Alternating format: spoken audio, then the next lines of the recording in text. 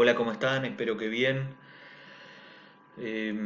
Estoy trabajando con el- las correcciones, las valoraciones del trabajo práctico número 2.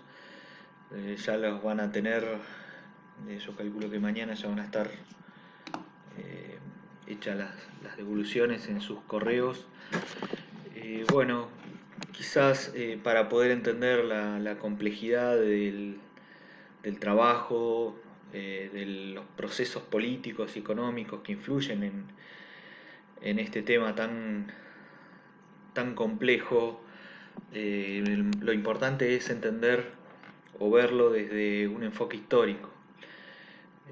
Creo que esa es la misión que tenemos acá desde esta cátedra. Eh, para entender un poquito más hay que entrar a considerar los factores de producción. Ustedes tengan en cuenta que los factores de producción son los que se utilizan, son todos aquellos factores que se utilizan para producir bienes y servicios. Es decir, todo lo que el hombre ha creado es parte del resultado de haber producido bienes y servicios. Todo lo que vemos, todo lo que eh, las, los, digamos, los beneficios que obtenemos de la modernidad tienen que ver con esa producción. Lo que logra como resultado final, como ahí le llama output, los inputs son los factores que ingresan en un sistema, ese sistema tiene un proceso y el proceso genera un output, una salida, un resultado. Agregamos factores de producción y la salida es un producto. Esos productos son los bienes o servicios, ¿no? Eh, Esos bienes o servicios que provienen de estos factores de producción, eh, históricamente los padres de la escuela eh, clásica de la economía, estamos hablando de la escuela clásica del siglo XIX, eh, postulaban tres factores, ¿no?, de la producción. El factor naturaleza o tierra, el factor trabajo y el factor capital. Todo lo que nosotros vemos, todo lo que nosotros tenemos, parten de la combinación de esos tres factores. Ahora mismo estoy con una notebook, estoy grabando este video y todo, bueno, estoy en un lugar donde hay una mesa, etcétera, etcétera. Todo eso proviene de la naturaleza. Es decir, esta notebook tiene un componente mayoritariamente eh, compuesto por eh, recursos de la industria minera, sí, todos los materiales que lo componen la industria minera. La mesa esta en la que estoy es de madera, así que tiene que ver con la actividad forestal. En fin, todo eso es transformado por el trabajo, tanto en sus aspectos del trabajo físico, la transformación física, como la parte intelectual. Es decir, hay alguien que diseña, hay alguien que piensa los procesos y hay alguien o que capaz que es la misma persona, que hace el trabajo físico. Y por otro lado está el factor capital. El factor capital es el que se necesita para, en el caso de la producción de la computadora, por ejemplo, la notebook a la que estamos haciendo referencia, es el capital físico. Hay maquinarias, hay herramientas, hay una línea de montaje, un proceso productivo que está vinculado con estos elementos duros, que es el capital físico. Esos bienes físicos, a su vez, fueron adquiridos, se adquieren y se utiliza también el capital financiero para pagar sueldos, otros gastos operativos, servicios, etcétera. Es decir, el capital, el factor capital, tiene un componente de capital físico y un capital financiero, que es el dinero, ¿no? esa combinación, llaman los clásicos de la economía, la escuela clásica, ya vamos a empezar a verlos, eh, lo denominan, o se denominan factores clásicos, ¿no? Es decir, ellos empezaron trabajando esos tres componentes. Hay unos que son originarios, que tienen que ver con lo más irreductible, que es el factor de la producción. La naturaleza y el trabajo. Todo parte de la naturaleza y el trabajo. Las objeciones que hacen a, a las tres, a la combinación de los tres factores, por parte del marxismo, por ejemplo, es que los factores originarios son la naturaleza y el trabajo. El que transforma a la naturaleza es el trabajo. Así que todo tiene como componente original y básico y fundamental el trabajo. El trabajo es activo puesto a transformar a la naturaleza.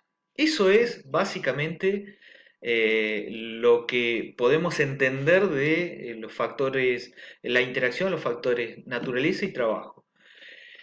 Y hay un factor que es el factor capital que se lo constituye o se ha constituido como un factor derivado. Cuando Marx pregunta, a ver, ¿y de dónde salió el factor capital? Y bueno, alguien le dirá, mirá, originariamente era la naturaleza y el trabajo. Después aparece el capital. ¿Y de dónde surge el capital? Y bueno, había un señor feudal, que a su vez el rey, porque no sé si era pariente o amigo o lo que fuere, o le debía algún favor, le dio un castillo, le dio unas tierras, y ahí el tipo fue haciendo, utilizando el trabajo de la gente, el trabajo con la naturaleza que estaba contenida en ese territorio, y bueno, a partir de ahí, con los excedentes, realmente son agrícolas, que se fueron generando a partir del trabajo de esta gente, el señor feudal fue haciendo cierto capital y por lo tanto se constituyó en un capitalista, ¿no? Es decir, el capital, dirían entonces los marxistas, que proviene de la exacción o de la toma de este, parte del trabajo por determinado sujeto. Ellos tomaron parte del producido del trabajo y lo usan después como forma de generar nuevos negocios. Bueno, esa conformación clásica de los tres factores productivos eh, se le adhieren posteriormente el factor empresa y el factor Estado. Es decir, hay una empresa que es la que organiza toda esta producción, cuando tiene un determinado volumen, y hay un Estado que es el que regula esas interacciones, ¿no? Por lo tanto, lo que hay a partir de esas interacciones es una retribución. La retribución de esos factores, cada uno de estos factores, tiene como contrapartida un pago. En el caso de la tierra, la utilización del factor naturaleza, de los recursos naturales, será el alquiler de la tierra o de lo que fuere, una mina de oro o lo que fuere, la renta también, en el caso de que no hubiera alquileres, la renta es una forma también de obtener una ganancia por parte de los dueños de los recursos naturales, los dueños de la tierra. Es decir, el capitalismo funciona de esa manera. Hay gente que es dueña de, incluso tengo un conocido que es dueño de lagos, de montañas, de bosques. La verdad que es una cosa escapa a mi imaginación, ¿no? Eh, Así que, bueno, aunque no lo entendamos, funciona así. Ellos obtienen esa retribución. El trabajo obtiene como retribución un salario. El capital los intereses. Si vamos a un banco y pedimos plata prestada, seguramente vamos a tener que pagar un interés. Esa es la retribución de capital. Las empresas tienen utilidades o ganancias y el Estado cobra impuestos. Si todos en este esquema tienen una retribución. Uno de los problemas básicos entonces de la economía es qué es lo que voy a producir, cómo producir y para quién producir. Fíjense que estas tres preguntas tienen una connotación ideológica que es muy fuerte. Sin lugar a dudas, el qué producir, el cómo y para quién determina el perfil de una sociedad. No es lo mismo estas tres preguntas hechas en un país nórdico que hechas en un país, no sé, ultraliberal de África subsahariana, ¿no? Que son países liberales, están ahí en esa zona, África eh, subsahariana, ¿no? Nigeria, Etiopía, Burundi.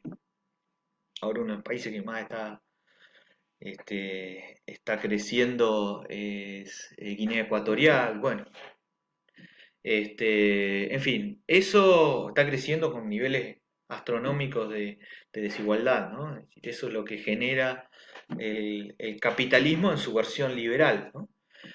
Entonces, ¿qué producir? ¿Cómo producir? ¿Y para quién producir? Tiene que ver con esa disquisición ideológica, ¿no? Si cada perfil, digamos, de sociedad eh, va a definir, o cada sociedad va a definir el perfil productivo. Nosotros entonces vamos a ver ahora, ¿no? Como próxima actividad, que espero que podamos reflexionar, eh, a partir de cuándo, de qué momento, si bien a nivel histórico siempre los países quisieron tener eh, un mayor poderío económico, comercial, y eso les aseguraba cierta magnificencia del imperio, en el caso de los imperios, les aseguraba buenas, digamos, más anexión de más territorios, es decir, había conquistas, etcétera. Si bien eso siempre existió, esa pregunta siempre existió en la cabeza de los políticos, los mandatarios, y algunos académicos también. Pero, digamos, recién a partir del siglo XV y XVI empezaron a plantearse, y XVII empezaron a plantearse estas cuestiones, ¿no? Es decir, aparecen en primer término los mercantilistas. Ustedes en este trabajo práctico ustedes van a ver un video que habla de los mercantilistas, qué es lo que piensan. Después lo vamos a desgranar un poquito más en otro video que haga después que hagan el trabajo. Bueno, y los fisiócratas, ¿y qué pensaban los fisiócratas? Fisiócratas sí, era una escuela de pensamiento económico. Los mercantilistas fue una idea, un movimiento que se instaló, pero no demasiado sistematizado como escuela, como filosofía.